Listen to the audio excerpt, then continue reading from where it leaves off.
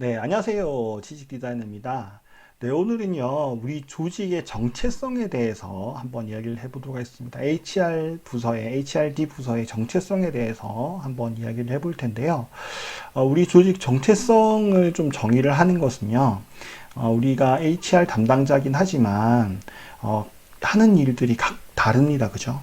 그래서, 그 하는 일이, 부서에 따라서 좀 달라지기 때문에, 거기에 대해서 한번 이야기를 해보도록 하겠습니다. 그래서 이번 컨텐츠들은요, 아마 현업 담당자분들도, 우리 회사는 이러이러한 한 일을 하는데, 다른 회사는 또 어떤 HR 담당자는 어떤 일을 할까?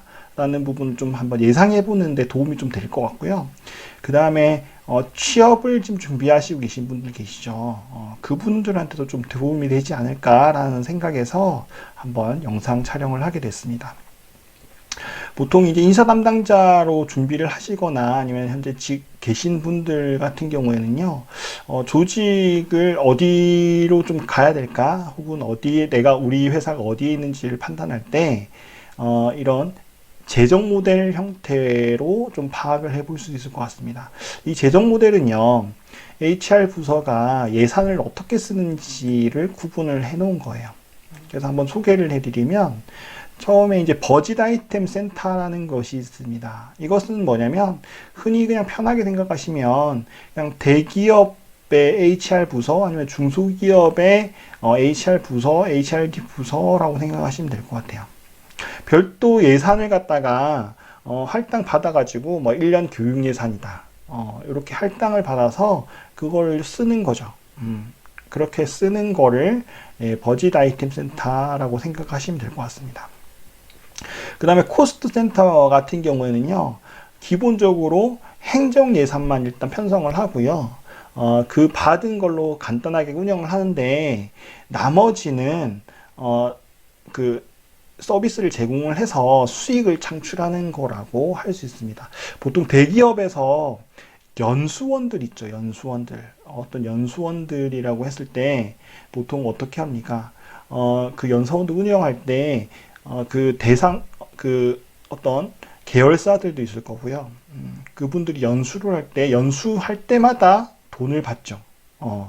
각 계열사나 아니면은 본사 직원들 대상으로 연수를 할 때마다 돈을 받습니다. 그죠? 그래서 수익을 얻게 되는 그런 형태가 코스트 센터다라고 생각을 하시면 될 것 같습니다.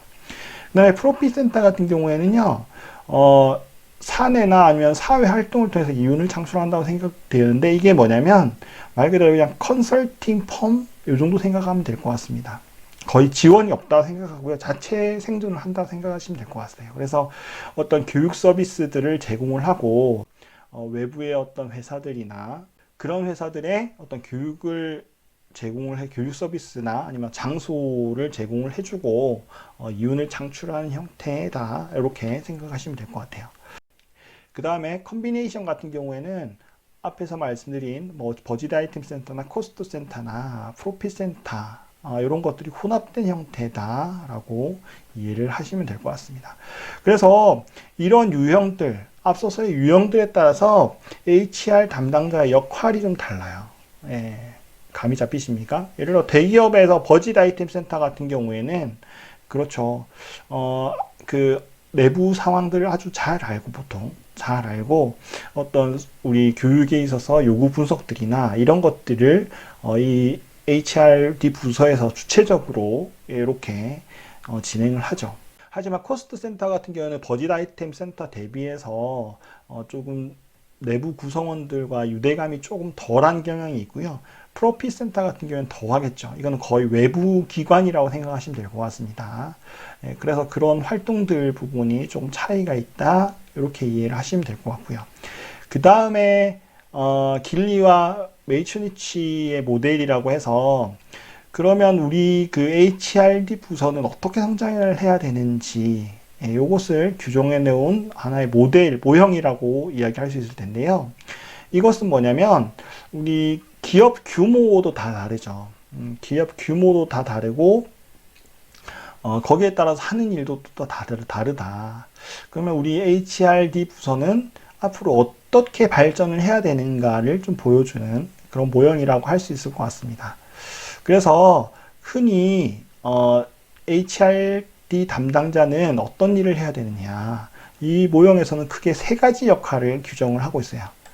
먼저 학습 관리자, 학습을 담당하는 역할을 한다라는 거예요. 네. 그 다음에 성과를 담당한다라는 겁니다. 네. 그 다음에 마지막으로 네, 변화 관리를 한다라는 이런 세 가지 역할을 규정을 하고 있어요. 그래서 요 정육면체에 보시다시피 한 축, 네, 그러니까 이 축은 네, 러닝, 그 다음에 이 축은 성과, 이 축은 변화 관리 쪽을 담당하는 축이게 됐고요. 각 역할 대비해서 어느 정도 발전을 하고 있느냐를 이렇게 척도로 규정을 했습니다. 1점, 5점, 10점으로 해서 규정을 했습니다. 그래서 각 유형별로 HR 부서의 어떤 상태, 현재 상태를 규정을 하고 있는데요. 자, 먼저 봤을 땐 HRD가 없는, 아예 없는, 그러니까 러닝 역할도 없고, 그 다음에 퍼포먼스, 성과 관련된 역할도 없고, 변화 관리의 역할도 없는, 네, 이런 노 HRD, HR 어떤 역할 자체가 없는 그런 회사도 있을 것 같아요.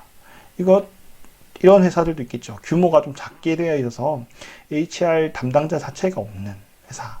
네, 이런 회사들도 있을 것 같고요. 그 다음에, 온더 잡 트레이닝, OJT만 하는 회사들도 있을 것 같습니다. 그래서 OJT만 하는 회사들은 여기 보시면 아시겠지만 학습이라는 것은 사실 하지 않죠. 학습이라는 것은 하지 않지만 성과를 내기 위해서 OJT를 실시를 하는 거죠. 네. OJT라는 것은 뭡니까? 네. 신입사원이 입사를 하게 되면 일종의 사수가 붙어서 현장 실무를 알려주는 거죠. 뭐 A부터 Z까지 이건 이러이러한 이해를 해야 되고 업무 또 과업을 또 주고 이렇게 하면서 훈련을 하는 형태다라고 생각을 하면 될 것 같습니다. 그래서 많은 이제 많은 또 중소기업들이나 소기업들이 거의 이런 식으로 많이 진행을 하겠죠. OJT 형태로 많이 진행을 합니다. 그 다음에 밴드 드리븐 HRD라고 해서 이건 뭐냐면 그 교육을 하죠. 교육을 하는데 어떤 성과에 대한 교육은 아니라 교육 자체를 하는 거라 생각하시면 돼요. 그래서 외주 형태, 그러니까 컨설팅사에다가 교육을 맡기는 거예요. 우리 중소기업들이 가장 많이 하고 있는 형태인 것 같아요. 그래서 보통 우리 공동 기본 교육들, 의무 교육들 하죠. 그것들을 많이 의뢰를 하시는데 중소기업이나 소기업들에서 기본 교육 의뢰를 드립니다. 이런 요청들이 많더라고요. 그것들이 바로 이런 거라고 생각하시면 됩니다. 컨설팅 사에다가 인사 담당자나 별도 없지만 따로 이제 교육을 담당하고 있는 사람들 내부에 없지만 반드시 좀 해야 되는 교육들이 있으니까 컨설팅사나 이런 부분들에 의뢰를 해서 교육을 실시하는 형태.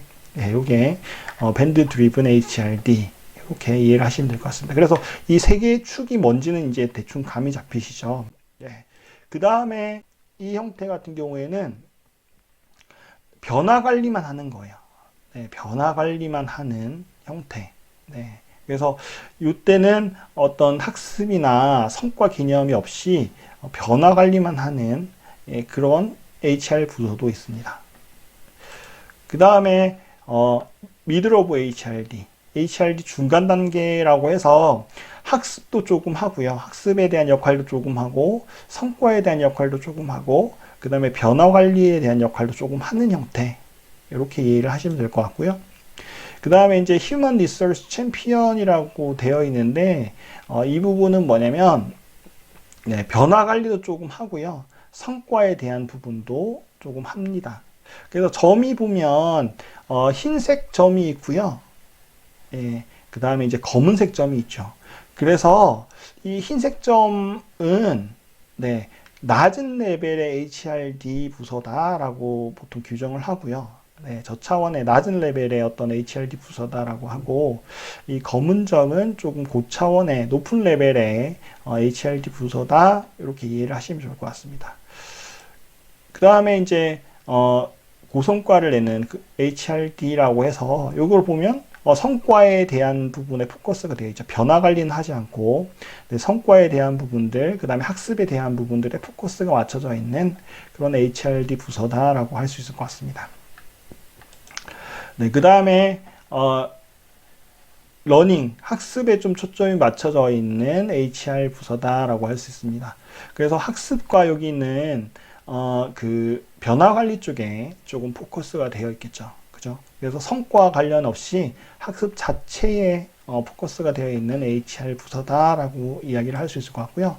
마지막으로 전략적 HRD. 이게 뭐냐면 러닝도 하고 그 다음에 이제 성과도 내고 변화 관리도 함께하는 그런 전략적 부서다, HRD 부서다라고 규정을 할 수 있을 것 같습니다. 그래서 이렇게 큰 HRD 담당자의 역할을 학습이나 성과, 그 다음에 성과를 내는 부분들, 그리고 변화 관리하는 부분에 크게 역할을 규정을 할 수 있을 것 같고요. 여기에 따라서 HRD 부서를 구분할 수 있다라고 그렇게 이야기를 할 수 있을 것 같아요. 그래서 여러분 부서들, 여러분 HRD 소속된 부서들 아니면은 내가 취업을 하고자 하는 부서들이 어느 정도 위치에 있는지 파악을 하면 거기에 대한 역할을 쉽게 좀 이해할 수 있을 것 같다라는 거고요. 여기서 중요한 거는 지향해야 될 바, 우리가 나가야 될 바는 요 전략적 HRD, 스트래티직 HRD를 지향을 해야 된다. 이렇게 이야기를 할 수 있을 것 같아요. 그래서 우리 조직의 정체성들, 이것을 한번 생각해보는 기회가 이번 영상을 통해서 되셨으면 합니다. 네, 오늘 영상은 이것으로 마치도록 하겠습니다. 감사합니다. 지식 디자이너